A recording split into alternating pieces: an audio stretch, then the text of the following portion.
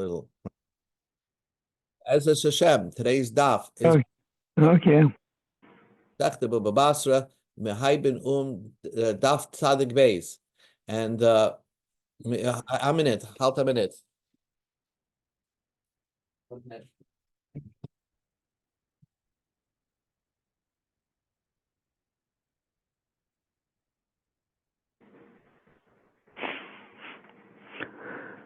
Oy, oy, oy.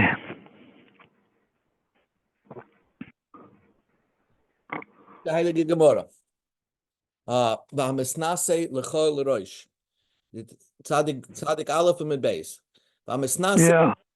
This is a pusik that we say every day in davening. The Eibishter is elevates everybody to a position. Okay, so the Gemara says, Omer Avchonon Barav Barova Omarav. Afila Reish Gargusa Mishmaya Moikmila. Even a position where a guy is an officer who decides who's going to use the well today. A kind of job. Every kind of job, the Eibishter decides who's going to be the boss. Okay, that's the point. That's the point of this Gemara. Okay. What? Who's going to be what? Eibishter decides who's going to be the boss over the kleine Zachen, the kleinstücke Zachen. The Eibishter decides this is going to be the head of this. This is going to be the Gabbai in Shul. This is going to be the president in the Shul. As aus nishmeinen as Sakim von sich, it comes because the Eibishter mishamayim moikmela. The Eibishter put him there. So that's it. You know, that's everybody who gets a certain position in life. It's min hashemayim. They put him there. Omer Rav Chia bar Oven, Omer Rabbi Yeshua ben Karchi.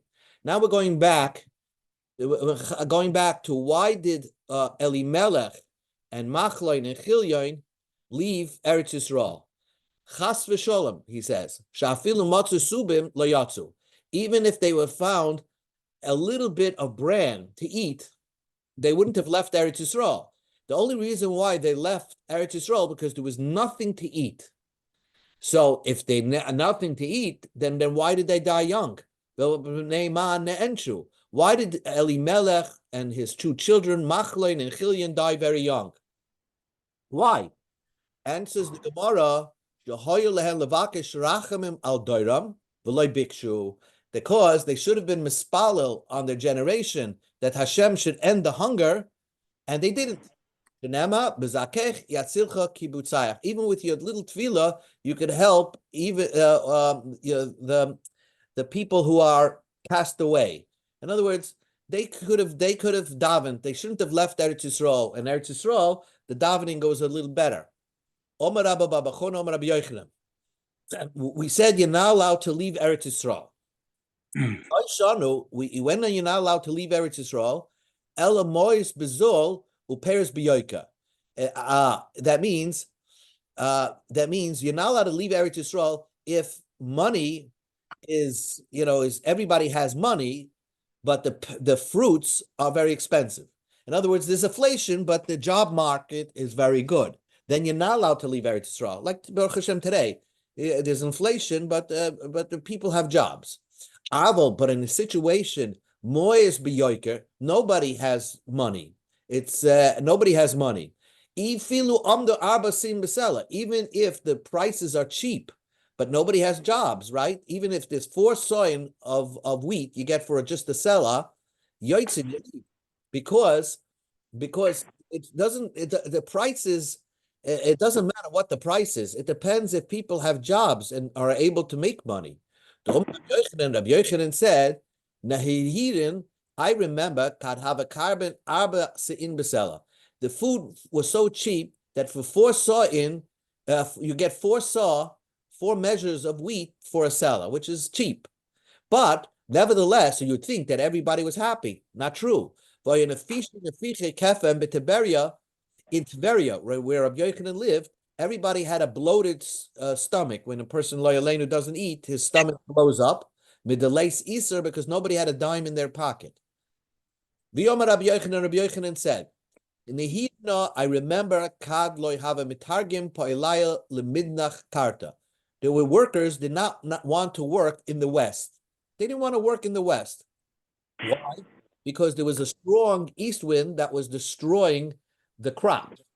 And it was also bringing mereach pit and mice, and it was bringing also the smell of baked bread, and nobody had money to be able to buy the bread. So when you can smell bread and you can't have the money to buy it, it's a terrible, terrible thing.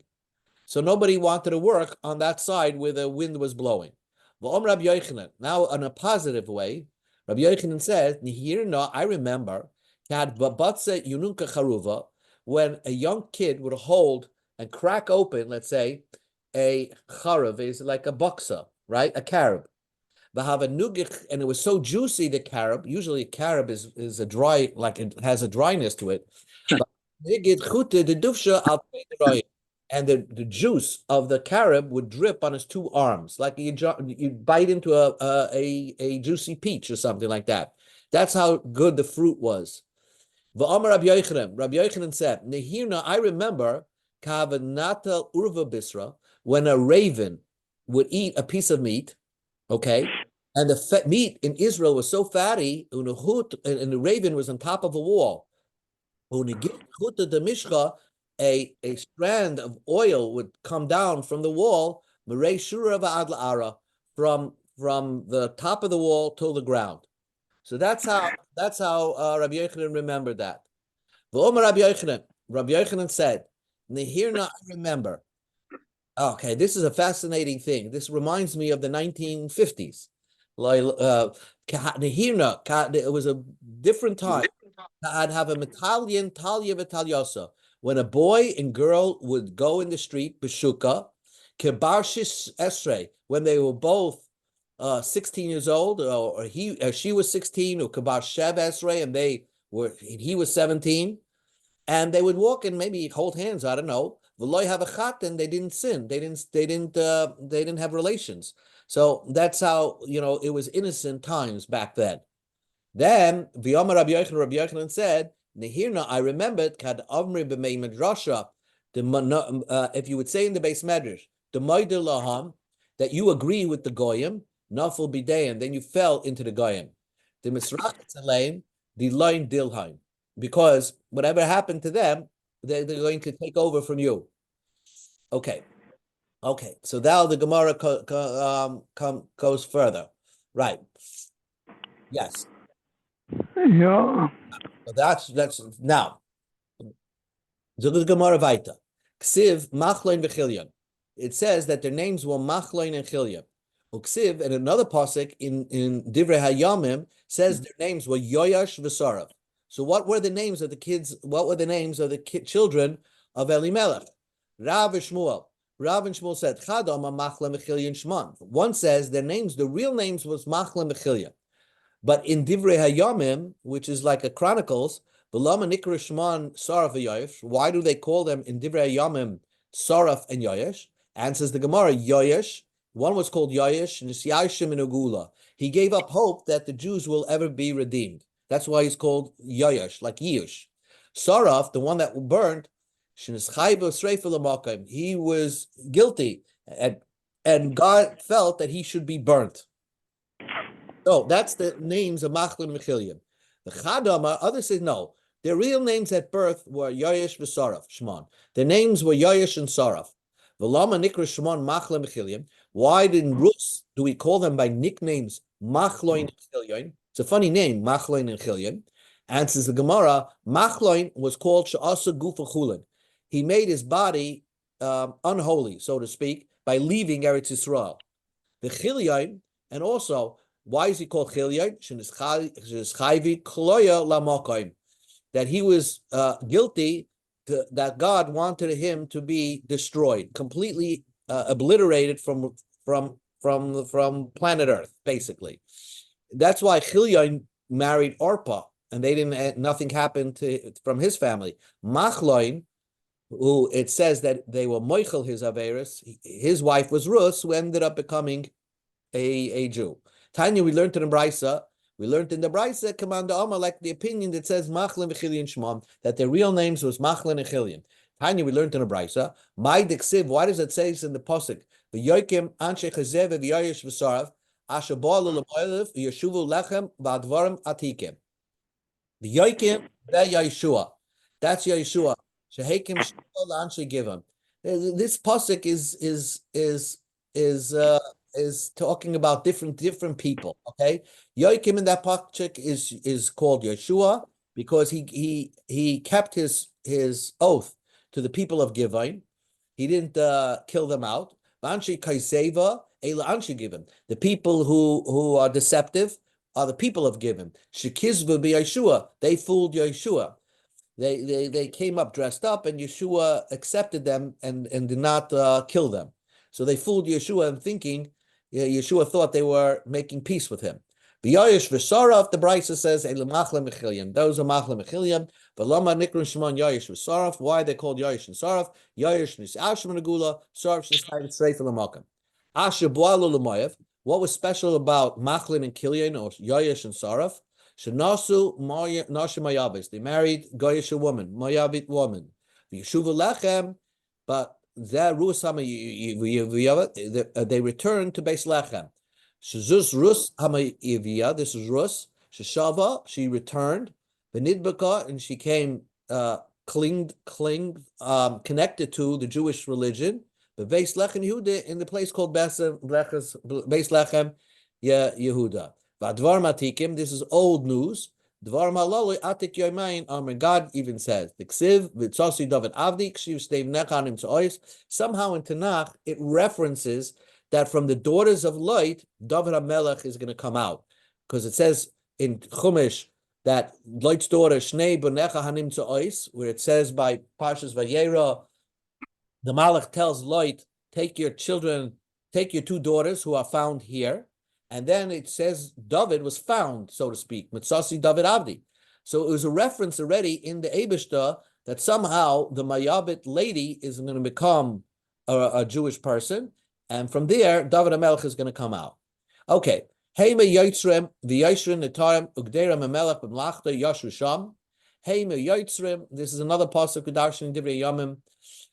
Elu Yadadav ben Rachav Shenotzru Shavuos Aviyam Yanadav ben Rechav that kept the Shavuot of their father. You have to learn Yirmiyah to know who he was. Yishrei Netoim Zashloimei Shadam Latinase Limbamalchusai. He's like a sapling in his kingdom. Ugdei Zus and Hedron Shagadu Pritzasei Shal Yisrael. And the point of the bringing this pasuk is Im Hamelech B'Blach Yashur Sam Zu Rus Hamayavia. Rus the Mayavi, you would think that she lived like a normal life. She lived till 80, 90. From the Chazal, it seems that she lived hundreds of years because she had a child, Oivad. Oivad had a son, Yishai. Yishai had a son, David. David had a son, Shloimeh. And Rus Mayavia sat right next to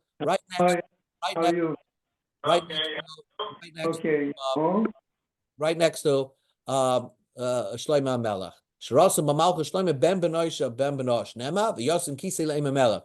Shloimeh put a chair right next to him for his mother. Doesn't mean he put a chair for his mother.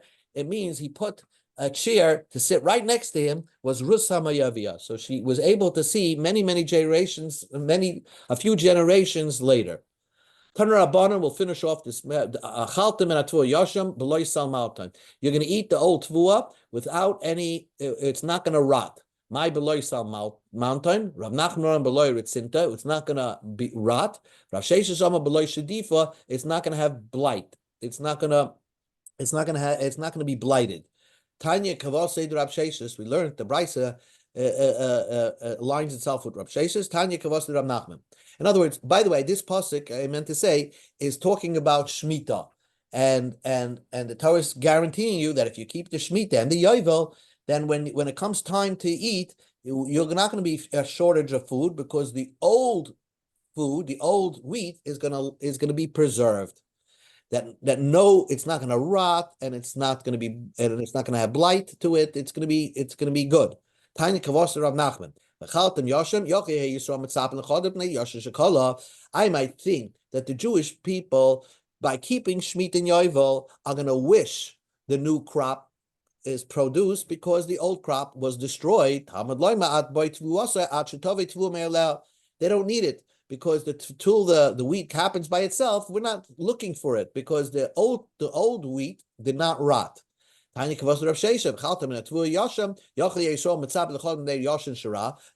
it went sour. So you'll always be eating the old crop, and it's not going to rot, and it's also not going to it's not going to be taste bad. So therefore, that's the guarantee. If you keep Shemitah and Yovel, don't worry about what you're going to eat. You're going to have good quality food. The old food is going to be higher quality, even more than the new food. Tanya, we learned Tanrabanim. You're going to eat very old food. What's good about eating old food? Sometimes in life, older food is better than newer food. Like you have aged wheat, aged wine, all these things will be good. And the Torah is telling you that you'll be eating old food, true, because you didn't work the land during Shemitah and Yovel. Nevertheless, it's going to be good quality food. How do you know everything is going to be that? Even though it's old, everything is going to be good. No matter what is going to be old, it's going to taste better. So somehow, if you lived in Israel during the time of Shemitah and Yovel, and you had all this old food, it's going to be okay, and it's going to happen to taste better than the new stuff. Yashim Mlei Chodesh Titziu, Melamed Sheyoitzes Mleim Yashim Ugroyis Mlei Chodesh, right? Yisrael Oimrim Heich Noitzizem Mneizeh. That's another pasuk that says during the brachas that you're going to have to figure out how to store, what to do with the old crop, because it's still good and delicious, but the new ones, which are in the granaries in the field, need to be moved to the storage houses. But the storage houses are full of old crop. So you're going to have to say how we're going to get rid of the old crop, which is very, very good, but we need it to, because we have to clean out the field, the granaries in our field, and put it into the storage houses. Amar Rav Papa, and Rav Papa concludes this parak. Kol mili atikim ma'alya. Everything that's old is very good. Levar, except metamre, old dates, v'shichra beer, aged beer is stale. V'harsana and small fish. Again, small fish is no good if it's aged. So we ended that parak. Now we as Hashem begin the sixth parak of Masechta Baba Basra. The Mishnah says, "Hamoicha peres lechaverei." Someone sells fruits to his friend. Here, this Mishnah is talking about refunds. So someone sells fruits to his friends. Okay, now the seller did not say normally, we didn't know what the fruit is for. Is it for planting or eating? But the guy, the purchaser, Uzran, he planted the fruits, and it didn't sprout. Now he wants a refund. So he can say, the seller can say, I sold you these fruits to eat, not to plant. And they're not made to plant. And the buyer says, but I bought it to plant. So we're going to say like this. Certainly, the seller doesn't have to give a refund, because most people buying fruits are to eat. But even if it's flax seeds, you buy flax seeds to plant. Some people eat flax seeds, true, but most people use it to plant. So the guy that bought it tried to plant with it, and it didn't grow. So he wants his refund. So the answer is no. He doesn't have to give a refund. The seller doesn't have to give responsibility. Why? Because the seller can say, I thought you're eating it. Most people are using it to plant, but I thought we don't go, the halacha is that if you want to extract money from someone, you have to be 100% sure. Just because most people use the seeds to plant doesn't mean that's not enough of a proof to be able to extract money from the seller, because the seller could always say, maybe you're from the minority that uses flax seeds to eat. So therefore, we don't go after money after the majority, and therefore the seller does not have to give a refund. That's what the Mishnah says. Rav Shimon ben Gamliel says, Zaroini Gina, but garden seeds. If you're buying it from Home Depot and it says seeds for planting, okay, clear, she'einin acholim, that are normally not eaten, so then then if it didn't work, if these seeds were not effective in growing crops, then the seller has to give a refund. That's what Rav Shimon Gamliel adds. So the Gemara begins the story. Itma, we learned, guy sells an ox to his friend. Okay, most oxen, when you buy an ox, you want to use it to work the field, to plow your field. It turns out it's a type of ox that gores. In other words, it's a wild ox and it cannot be trained to plow a field. So the only thing that you can do with this ox is shecht it and eat the meat. So does the seller who sold the ox have to give a refund? Rav says, it's a mistaken sale, and the seller has to refund the money. Shmuel says, the seller can say, I sold you an ox. I'm not giving refunds. I sold it to you because with your intention was, even though most people who buy an ox buy it to use it to plow a field, but I thought you're going to shecht with it, and therefore I don't have to give you a refund because you could still shecht the ox, you could still slaughter the ox and eat the meat. Says the Gemara. Let us observe. Let's take, what is the purchaser? If he's a butcher, so what's he complaining? He's bought it certainly to shech the animal. If he's a type of, let's say he's a farmer, he's not a butcher, he's buying the ox to plow the field, then it's certainly liridia that he bought the ox to plow the field. So if we know for a fact that he's a farmer, and we know for a fact that he never buys oxen to shech, so then certainly if it turns out that it's a wild ox that you can't plow with it, why would Shmuel hold that the seller does not have to give a refund? And says the Gemara, it's talking about Bagavra, such a person, the Zavin lahachi lahachi. He can go either way. He's a butcher and a farmer. So therefore, we don't know. Maybe he bought the ox to farm, and maybe he bought the ox to shech. So if he can't 100% prove his intention when he purchased the ox, the seller does not have to give him a refund. Now, says the Gemara, wait a second, we can see what his intention was, because by observing how much he paid. Because when you buy an ox for slaughtering, you pay a lot less than an ox that's used to plow. So v'lechse, let us see how much did he pay for the ox?